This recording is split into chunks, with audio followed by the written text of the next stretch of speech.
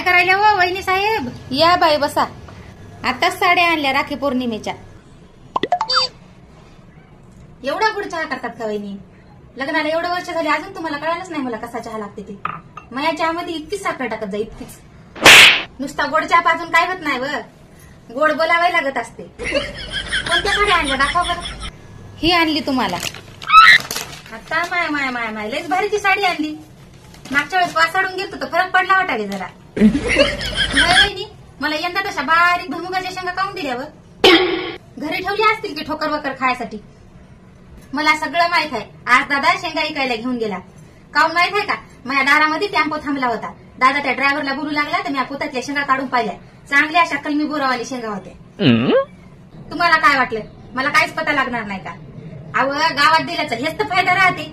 तुमच्या चुलीवर सकाळ संध्याकाळ काय शिजायला मला सगळा पत्ता लागते.